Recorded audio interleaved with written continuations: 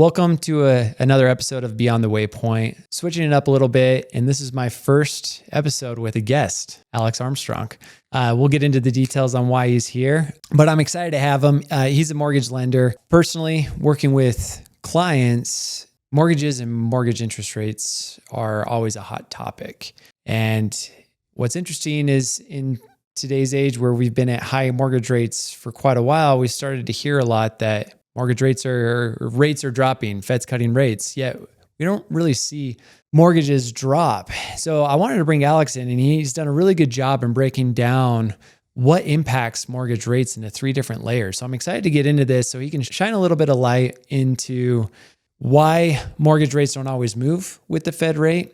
And hopefully with this information that can better arm you with how you decide to move forward with your own personal mortgage. So Alex, thank you for joining us. Yeah, happy to be here. Bonds, for those that don't know, it's a way that you can invest your money without buying equity in a company. You lend your money out at an interest rate.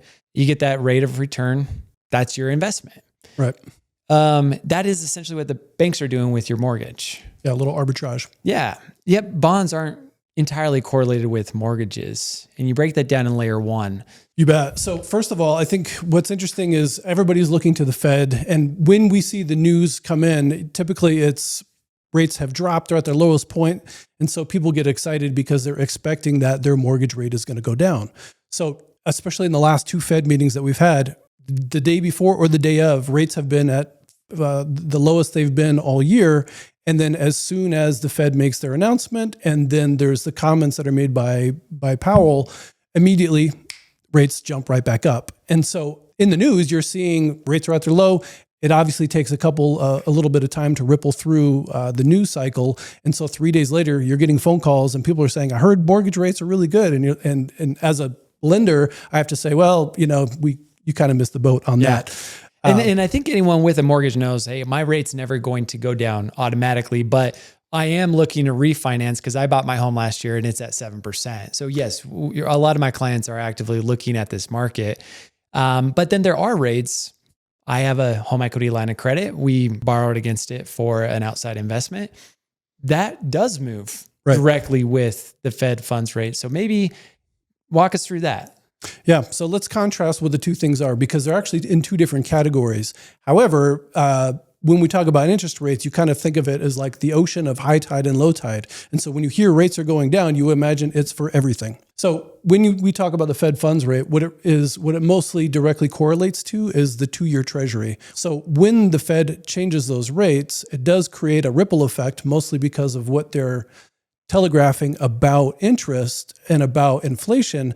But what really it directly affects when those changes are made is your HELOC rate, if you have an adjustable, credit card interest rates, and also car loans directly.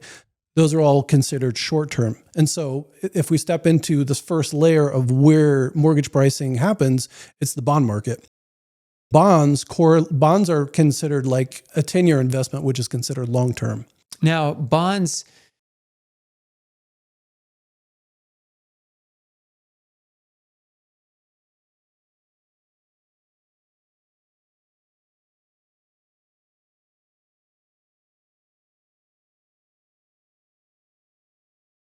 sorts of packages, but certain things track certain duration. Like you said, the short-term rates, the overnight rate impacts the 2-year more, where mortgages, we seem to see them more correlated with the 10-year, which we'll get in the layer 2, but continue. I didn't mean to cut you off. Sorry. No, 100%. So what happens is there's 4 or 5 products that are in lockstep together. One is Treasuries, which is considered a subdivision of bonds, and then you have municipal bonds. And break that down, like the difference, like because those are the two main bonds: Treasuries and corporate. What are the difference between those two? So Treasury bills are bonds that are issued by the U.S. government for a guaranteed amount of return. So what's interesting, and the reason why bonds can get a little bit complicated is that you have a coupon rate. And so when you decide what that price is, depending on if you have bond traders that buy it at a higher price or buy it at a lower price, that in turn decides what the yield is. And so that's the first layer of what kind of makes this a little bit complicated to understand, is that there's an inverse relationship to bond prices versus bond yields. Yes. For simplifying all of this, you can ignore what the bond prices are and just understand that mortgage rates do what the yield does. So if yields go up, then mortgage rates go up. If yields go down, then mortgage rates go down. So ultimately, the idea, the question that we're trying to answer is, or deconstruct is, how do we get to lower mortgage rates? What happens when we see lower bond yields? Okay. You were going to go into other bond options, which I think one of them is important because it ties to mortgages. But I just wanted to stop you there because the two main bonds are corporate and government or treasuries. Right. And the difference in financial planning is treasuries are backed by the government. So it's kind of like, well, if they don't pay, what else is going on type thing. So typically looked at as a safer investment. Right. Whereas the corporate bonds, you're investing in a company. And while you may be high up on the liquidation list, if they went bankrupt, that's great that you're high. But if there's no money by the time it gets to you, you still lost all your money. So you really have to make sure when you're buying corporate bonds that you are analyzing the company you're buying them. When you're buying treasuries, it's the government. And maybe touch on then the other bonds we invest a lot of our clients in are those mortgage-backed securities. Right. So the reason why we're talking about bonds at all is that there's kind of a four-legged race, if you will, and everybody's tied together. And so whatever bonds are trading at, mortgage-backed securities have to be similar pricing wise. So the question is so what changes? So when people buy bonds, that drives bond prices down. And then that's where we can kind of get into QE or QT. There was an announcement that was just made where the government, so in terms of who owns these bonds, who buys them, these are all institutional traders. This is other governments, this is hedge funds, this is the US government. So the people who are buying these are not individuals. These are massive purchases. Would you say the US government is the biggest purchaser of bonds? Right now, yes. Okay. Yeah, the quick answer is yes. They own 70% of all bonds, which who owns the other 30%? It's actually other countries. Going back to the mortgage-backed securities and QT and QE, and let's break that down. So quantitative easing and quantitative tightening. And we know that the Fed will drop rates, the overnight rate, to kind of stimulate or to scale back on economic growth. So we saw in 2020, 2021, that interest rates shot down.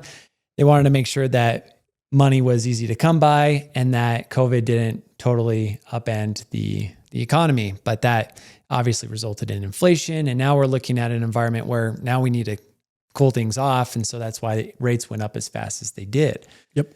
But the other lever that the Fed pulls is this quantitative easing and quantitative tightening, where they inject money or pull money out of the system. Exactly. And a way that they do that, right, is I'm the federal government. I'm printing money to buy mortgage-backed securities. Now I own them. So to your point, 70%. It puts money into the system though. And that money now, banks have an easier time to lend. You mentioned that demand. Now the government, big purchaser of these mortgage-backed securities, starts buying a lot. The demand goes up, prices go down. Right. We are now seeing the flip side of that quantitative tightening, where they're not necessarily selling bonds, but they're not rebuying. So they're just letting the ones on the balance sheet roll off. And what that's resulting in is less money in the system, less buying of the current mortgage-backed securities. And so with that, what do you do when you're trying to sell a product and you can't sell it? Drop the price. You make it more enticing. You up the yield. I'll give you more. Yes. I wanted to make sure we touched on the QE and QT because that can be confusing, but there's really those two, would you say those two main elements that the Federal Reserve uses to influence where rates go? Yeah. What's interesting about that is the Fed can drop the funds rate. And so everybody considers that the one lever they can pull. But the reality is that they can also just supplement, they can buy up all of the bonds. And what that does is as soon as there's somebody who's going to absorb all of that raises bond prices up because people are bidding against them, that drops bond yields down super low.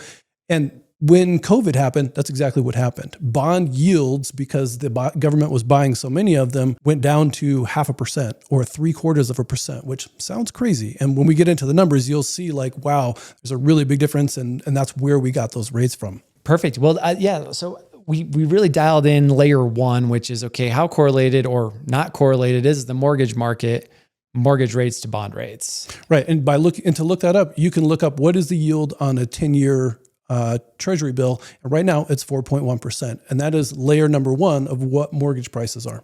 Okay. So we know mortgage rates aren't 4.1. Right. So right now there's what we would call a spread. I imagine you call it the same in your industry. Let's break down that spread. Why is there a spread then between where the 10-year is and where mortgage rates are at? Just like restaurants, lending companies sell loans. And so to do that, they buy it at a wholesale, which is what we could determine as the bond market is the wholesale cost of that money.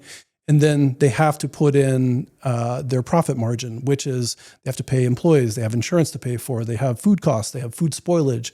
And just like that, lending companies have the same system. They have to mark it up. And depending on what You're saying they have to pay their mortgage lenders. They have to pay their mortgage. Yeah. So that's what's interesting. So there's a breakdown of all these. And if you look it up, there's kind of a breakdown of what the percentages are. 25% of that is risk assessed. So when the volume of mortgages that come through get lower, then the risk assessed to those mortgages is actually a lot higher. And so that they have to keep reserves for those mortgages, even if they're not going to default, regardless of what happens. So that's 25%. Another 20% of that is also when you have mortgages that are 8% or 7%. What do you think the percentage of those refinancing would be? I'm first in line. You're going to flip the switch, right? And so the money, the profit that's being made is the interest that's paid through these loans. And so the one of the best ways to help understand how this ebb and flow happens is to recognize that on one side of the coin of this 30-year mortgage, the other side is it's an investment that's giving money to investors.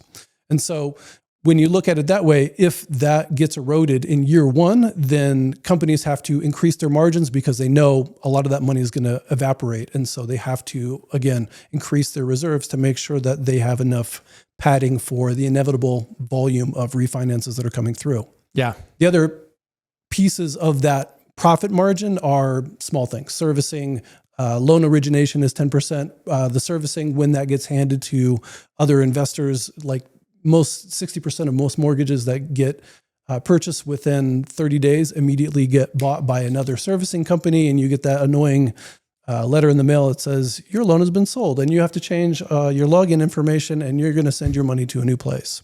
So all of these are layers of third-party companies and third-party vendors that are all part of this process, and that's the margin, the spread.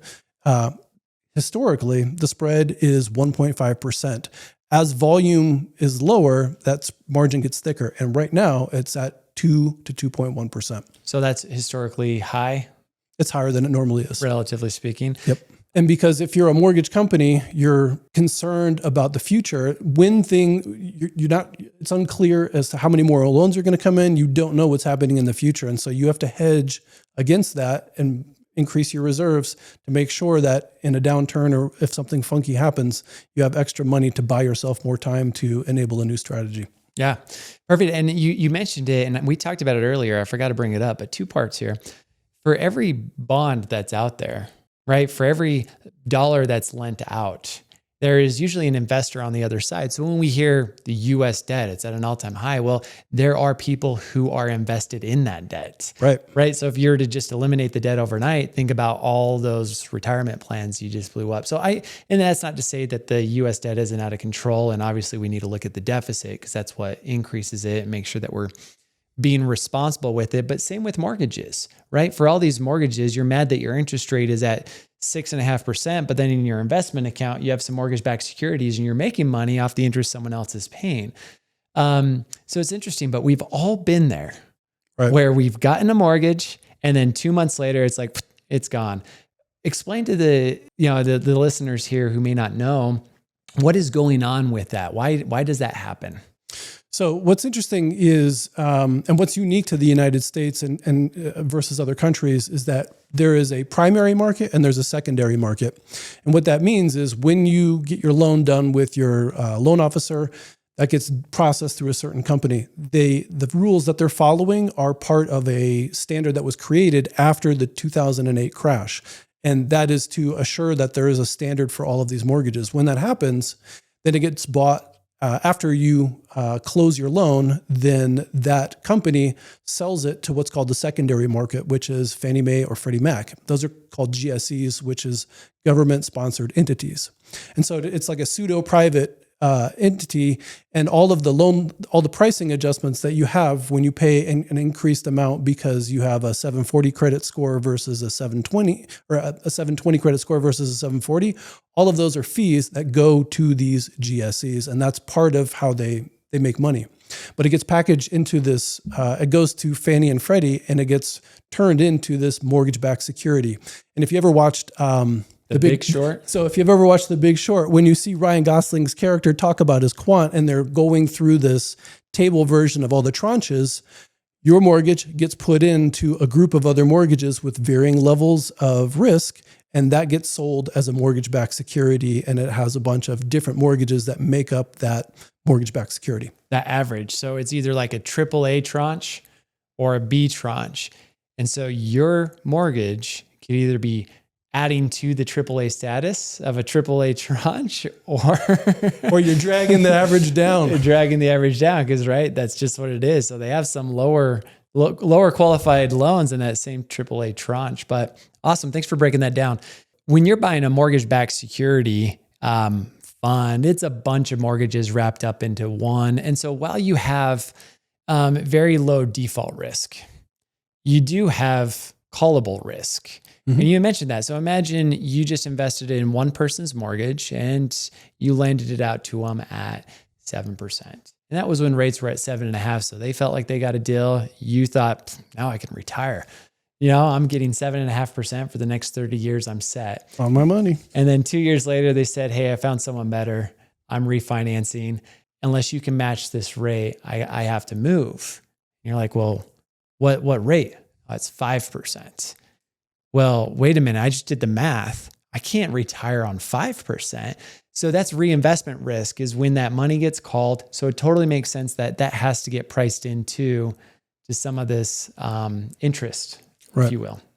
Yeah, that's a risk premium is what they call them. Yeah. So we've established the first layer is how the bonds correlate, or how mortgages correlate to bonds or slightly don't. Then we talked about the spread between the 10-year mortgage rates. That seems to dial us down to, okay, now mortgage rates are here, but I'm not getting the same mortgage rate that my neighbor got, and we bought our house the same month. Right. So walk me through that third layer. Right. So we're 2 layers deep. You're adding the 4.0 or 4.1 and the 6 or 2.1 for those 2 layers, and that gets us to 6.2 or 6.3, which is where we were as of like yesterday. So if you walk in and talk to a mortgage advisor, immediately they're going to start asking you questions, which is the part that people hate the most about having to deal with with loan advisors. And the reason why is because each one of these the specific situation for your scenario can trigger these fees. The fees in loan land, if you're an originator, is called loan level pricing adjustments. What that really is there's preset fees set by FHA, which is where that secondary market where they all go. These are all pre-agreed upon. And those fees are just assessed, and they are layers that are added on top of whatever the base rate is. So if you're at a 6.3 and your credit score is a 740 instead of a 720, then they're going to add a 1.25% on top of whatever the rate is. Interesting. Maybe we can touch on that a little bit more. The difference between FHA and conventional. Mm-hmm. Do you care to dive into that? And I don't think this necessarily, it can, because I feel like when we've applied for loans in the past, they're like, here's your rate for conventional, here's your rate FHA. Right. So the biggest FHA loans are not correlated with FHA. They are guaranteed by them, but it's not a unique product. It's just a different approach to things.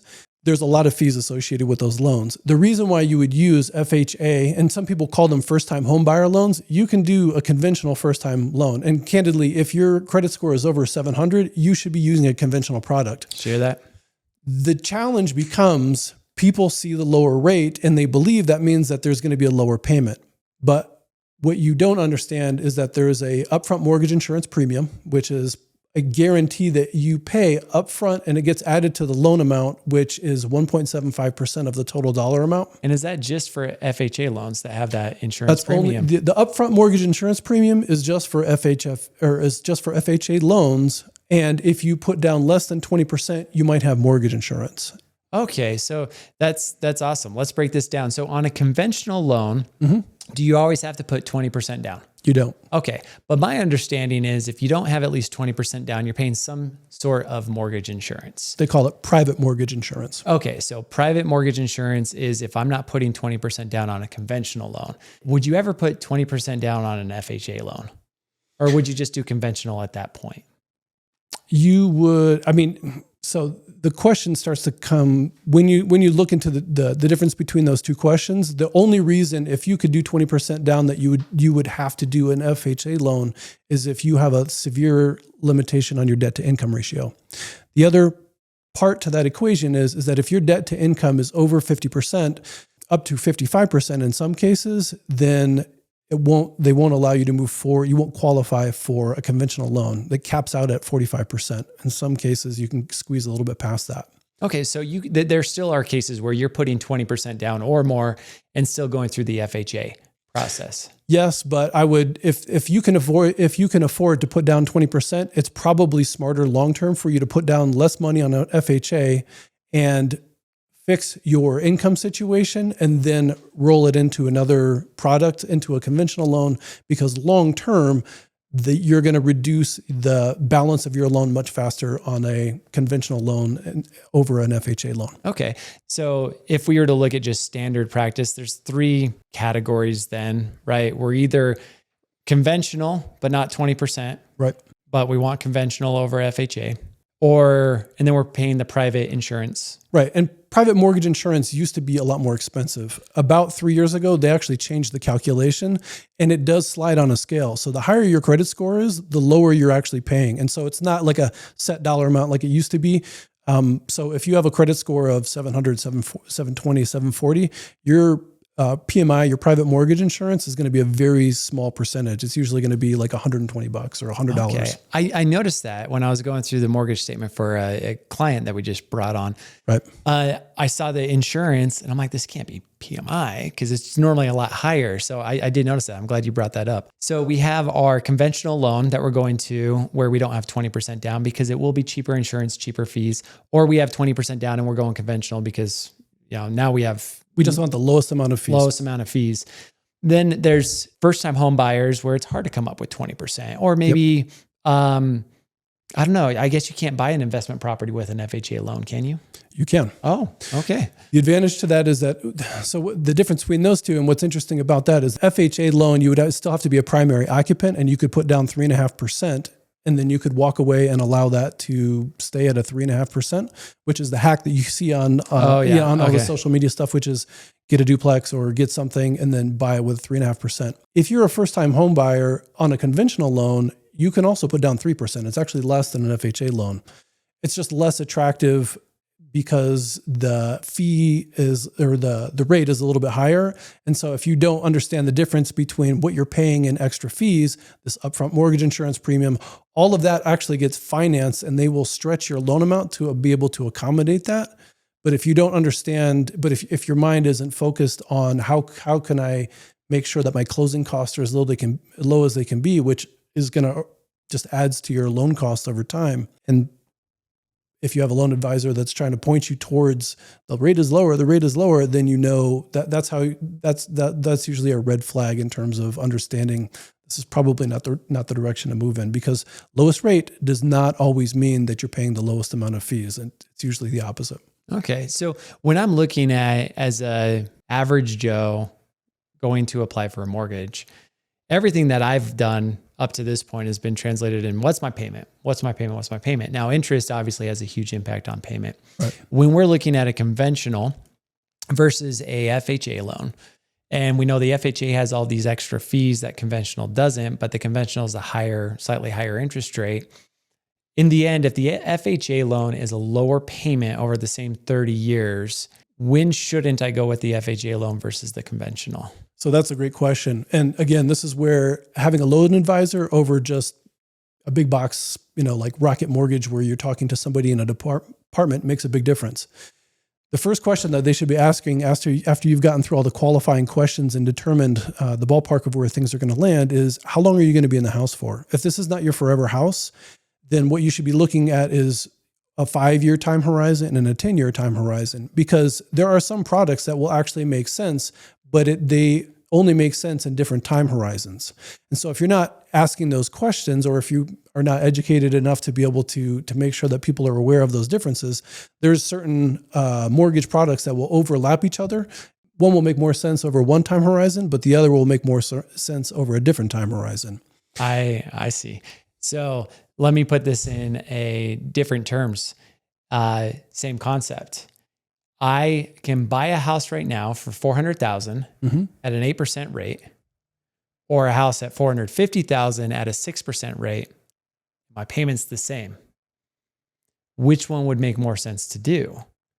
Well, obviously the $400,000 home at 8%, knowing that rates are adjustable. I can refinance that later if rates drop. Right. Whereas if you do the $450,000 at 6% and rates drop, well, you still have $450,000. Yeah. So essentially what you're saying is those FHAs, those loans wrap all those fees into the loan amount. So while the payment may look lower because the interest is lower, if you were to refinance that in 3 years, you're refinancing a larger balance than you would have with a conventional, and therefore only dropping your payment by a little, where that refinance on the conventional would be a pretty big drop in payment. Yeah, the difference will be bigger. And the way I explain it to people is the hole that you're digging, which is kind of what you're doing, is as you're making your payments, the hole you're digging on an FHA loan is just going to be deeper than what it is going to be on a conventional. And so so I've had a couple of social media posts where things have popped off, and I've had people with FHA loans that have come back and said, do you think it makes sense for me to refinance? And the problem is that when you refinance, that UFMIP, this upfront mortgage insurance premium, that is 1.7% of the loan amount, you have to repay that. It does get prorated over a certain amount of time, but that makes refinances on an FHA loan very expensive. I did not know that. All right. So backing up like another step. Okay. Going back to our 3 options, let's bring it back. We have conventional with 20%, conventional, let's call it 3%. You said you can get as low as 3%, Yep. or FHA with 3%. Yep. All right. So the conventional with 20%, that's out. There's no insurance tied to that, right? No mortgage insurance. We got no mortgage insurance. Minimum Thank you. You fees, still need right? homeowners insurance, please. Right. Make sure the liability's high enough. All right. But for mortgage insurance, the conventional is lower. With the FHA, it's higher. Now, you had mentioned with the FHA, if you refinance, you have to pay all that. What was owed for the insurance is due regardless. You're just stretching it while you keep your payment. But if you refinance, it's all due up front. Is that what I'm hearing? So what happens is when you refinance, they take the entire loan amount has to have that same fee applied to it. Whatever you paid previously. So say you purchased the house 2 years prior, then there's like a proration where it's basically 2% per month. And so they will give you 14% back of that. And it just shows up when you close. But that total amount is still being added to your loan amount. The part 2 of that is when you have mortgage insurance, if you come in under 20% on an FHA loan, that mortgage insurance never comes off, ever. Even after you hit that, what is it, the 80% equity in the home? Yeah. What about 10 years? If you hit the 11-year mark and you're over a certain percentage, then it will fall off. But most people, and this is where lenders and people in general are screaming for reform. The whole reason for this mortgage insurance fee was to fund an amount of money to protect against possibility of defaults.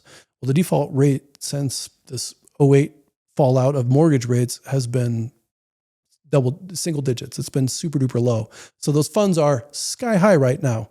And so people are saying, why are we still paying this 1.75 upfront mortgage insurance premium? And why can't we let mortgages, or why can't we have this mortgage insurance fall off in the same way that conventional does if there's so many reserves? And there's actually litigators in Texas that have already started a bill.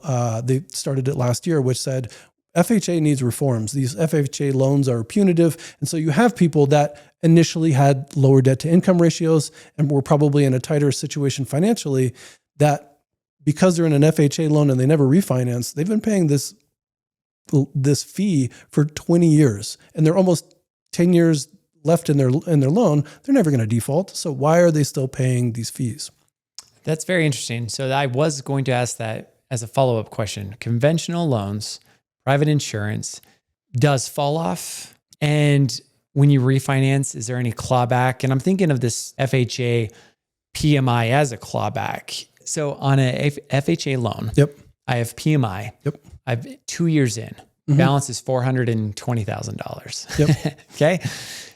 I refinance. Yep. Does that mean that they're adding 8 years worth of PMI payments onto that 420, and I'm refinancing a balance of really 425,000 or 430,000? They'll take that UFMIP, which is still that 1.75%. So on a $480,000 loan amount, 420. 420.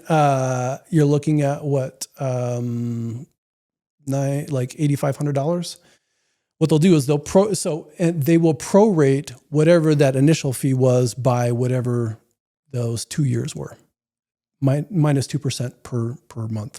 So you'll get like a 40% refund of what you paid initially, but that other 60% just gets added back to the loan amount. So you're refinancing a higher loan than what is showing on the paper. Even higher. And so what's interesting about that is that does not get added, that gets added to your loan balance above and beyond.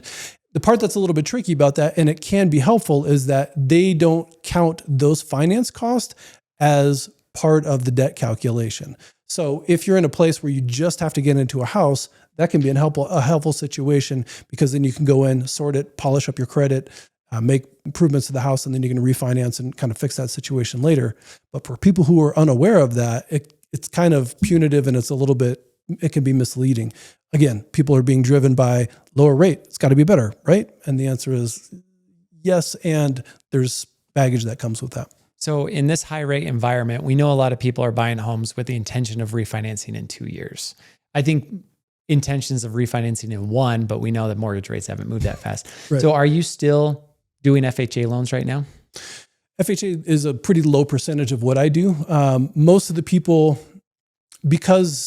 so first of all, if you have over 700 credit score, in terms of dollars and cents, when you line it up, you're always going to pay the lowest amount of fees, and you're going to pay down your loan balance the fastest with a conventional loan.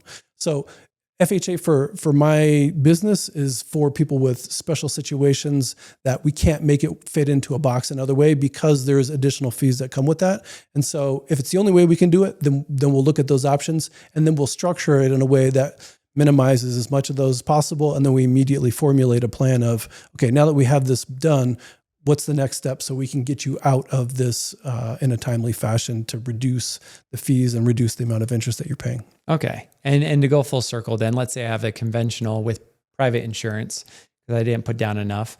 What happens when I refinance that?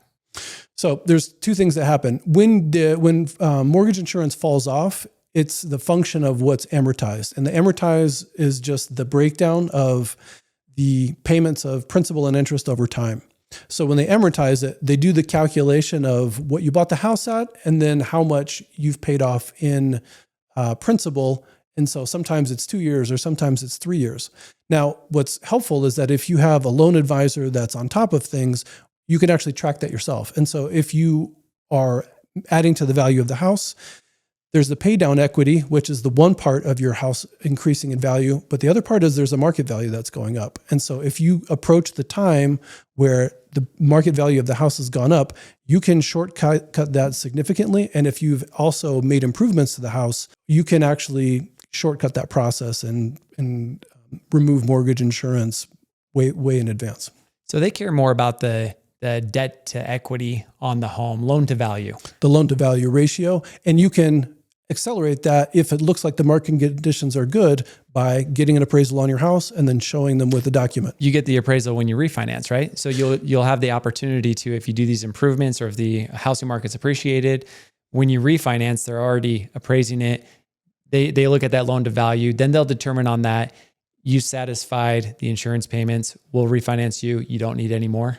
And on top of that, you don't even have to wait for a refinance. If you can get there faster and the market conditions allow, you can Some of them will use a broker's opinion, and some of them will say we do need an appraisal. You just pay a $500 or $600 fee for that appraisal, and they will remove it ahead of time, even without a refinance. Okay, that's good. So just to recap, we have an FHA. If we refinance that, you have to look at your PMI, how much you've paid, and what's the cost to refinance. Of course, if interest rates drop enough, it will still make sense to refinance, right? From a savings of interest over time. With a conventional, not as big of a headache, and that's why we like to do conventional. It keeps that flexibility open. Of course, if you can put 20% down, and I know that's hard, to do in this day and age with how expensive houses are. Of course, gets you out the gate with, I would imagine, the lowest interest rate with the loan to value and also no mortgage interest. But knowing that you can always refinance to those terms, Right. So you don't necessarily have to have that 20%. We get 10% down, and then over time, as the house goes up, the great thing is maybe in 2 years, you're refinancing, getting the same terms as you would with a 20% equity stake without having to put any more money into the loan itself. So right, and that's why when you're in that position, it's great to have a strategy in place, because when you're buying a home, you kind of know what the market conditions are going to look like in a year or two. And so talking to a loan advisor, talking to your realtor, they can kind of say, this is kind of what it looks like for the future, and this is what you could expect. And so when the timing is right, let's connect again, and we can take advantage of those because you've hit those milestones early. All right. So right now, with where rates are at, and I know this because of layer 3, everyone's going to be different. But what interest rate right now on mortgages are you saying, hey, if you're at this rate, look at a refinance? So if this is your primary home, and if you're below 7%, I would say take a hard look at refinancing. So if you're below 7%, 7% or below, still look at refinancing? Yeah. And the reason why is, so if you're over 7, definitely refinance. 1,000%. So what's interesting about that is, like, I had a TikTok that popped off. And so, and it was talked about the calculation for you to understand, does it make sense for you to refinance or not? And so there's only two pieces to that equation. Number one is, how much money are you saving on a monthly basis based on what you're being told? And then number two is, what are the costs of that refinance? And so when you take the cost of the loan, divide it by the savings that you're making, if you can recoup that within a year, then it's an easy yes. You should 100% refinance. If it's 2 years, it could be a maybe, and it depends on your position. It also depends on how long you're going to be in the house. And if it's more than 3, it's not worth it, unless this is your forever home and you just want to make a decision that you don't ever want to make again. But this gentleman was at an 8% loan in California, and he was like, I think rates are going to go lower. I think I want to wait. And this was 4 months ago. So it's challenging, because in that entire period of time, you're paying extra money, and it's to a lender. This is not getting you any additional equity for the house. It's not helping you earn any extra money. You're just overpaying every single month. So usually if you are a full 1 percentage point, then it's time for you to refinance. Take that money off the table, because conditions can change. And especially over the last 5 years, things have looked like they were going to look good in the future, and there was changes, and immediately that it was another 6 months or a year before that opportunity or those rates and that savings showed up again. Okay. So basically what you're looking at is the cost to refinance. And we know, but how I understand it is you can adjust your closing costs with rate buy downs and or rate buy ups, whatever the opposite of that is. So are you just working with these clients to say, okay, here's the standard rate. We're going to buy it up so there's no closing cost. And that is still less than where you're at. So it costs you nothing to refinance. You'll save. And now you don't have to feel bad if you refinance a year later if rates keep going down. 1,000%. So this is why you want to talk to a strategist beforehand, is because if you're like 3/4 of a point from a full point in refinance, there's a couple of ways that you can structure it, and you kind of want to address those things beforehand. The last 2 times there's been Fed rate drops, there was a massive sell-off for bonds because they knew that everybody bought bonds because they knew that the incoming bonds after the rates went down were going to yield lower. And so rates just before both of those Fed meetings went to their lowest point of the year, almost exactly the same. So there's a 24-hour window where if you don't lock your loan during that time, you've missed the best rates. And so these are all conversations and strategies you want to set up beforehand. And so if you're at 3/4 of a point, I would 100% talk about it, because on top of that, you also may be close to, we were talking about these other pricing adjustments. If your house is close to 80% loan to value or 75% loan to value, then it also incrementally lowers that rate. And so you actually may be closer than you think. All of that information you need to know by giving the information ahead of time and then putting your strategy together. Okay. Now we had mentioned 7%. If you're, above that, definitely. Below that, still look at it. What about investment properties? Because we know there's a premium on rates for investment properties. Right. Depending on the lender, there's a full 1% increase. And so when we're talking about these loan level pricing adjustments or these fees that are added, that is a mandatory fee that's added by the FHA, and it's usually a 1%. Some lenders will reduce it by a little bit depending on what their portfolio looks like, and they will give you a little bit of a rate credit. But it's in most cases, you're looking at a full percentage point more. Wow. What you can do is occasionally some lenders will look at it and give you a second home. They'll actually change, which is a little bit different than qualify, which looks a little bit different than an investment home. And so they'll give you a different rate on that. But that kind of comes and goes as the months come in and out. And it just depends on, we were talking about that second layer. It depends on the appetite and the profit margin of those lenders. Sometimes they just want to pull the strings and allow a couple of those in. Okay. Well, sweet. Well, we're running short on time. Any final statements that you want to get out there for homeowners, primary investors, and how they should look at their interest rate? And we already talked about the thresholds for them to reach out, but anything else they should be thinking about? So just recognize that the interest rates are all driven by investors. And when things are looking shaky when things are looking a little bit more challenging in terms of inflation, mortgage rates are going to stay elevated. And so it's just going to be a challenging situation. And the other side of that coin is if you're an investor with more risk, you would expect more of a return for you to be able to invest your money. So it's frustrating because that's not what anybody wants to hear, but understanding that on the other side of that equation, there are investors that are expecting a return. It helps you understand why it's that way. It doesn't change the situation. Yeah. Well, it sounds like if you're thinking about refinancing, or even if not, like having someone like Alex take a look at your current loan to see if, hey, this is a conventional and you have been paying private mortgage insurance. You know how many clients I've met with that it's like, you're paying mortgage insurance? Like having them look at that, because maybe there's a strategy to recast the loan. If you put a little bit extra to the loan with a refinance, now not only are you dropping the interest rate, but also dropping off that insurance. And the opportunity there is also the savings is not always just in the rate itself.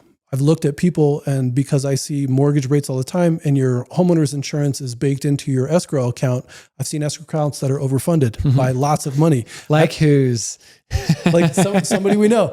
And on top of that is that I've also seen people that are paying more than $100 a month, more than they should be on their rate. And I can come back to them and say, hey, look, we can save you 0.75%. I can save you $300, but there's an additional $100 savings that if you're okay with it, let's shop your insurance and see what comes back. And more often than not, if it looks high, you can usually save another $75 or $100 a month off of that. And so if you're putting that all into the same basket, why not take the opportunity to reduce your costs? It feels like everybody is taking every opportunity to squeeze more money out of you. So how about, put somebody to work that will help you in the other direction? Yeah.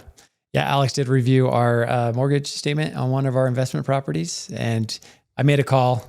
They have a check coming to us. Nice. It was grossly overfunded. Perfect. Well, Alex, thank you for taking the time to chat. I hope you found this video beneficial. I have a tagline at the end of all my videos. Not every flight will be without turbulence. Follow, subscribe, like for more content on how we help clients. I will start bringing on more guests too, where we hash out just general life topics, dealing around finances, just to help you get a clearer picture to see beyond that next waypoint.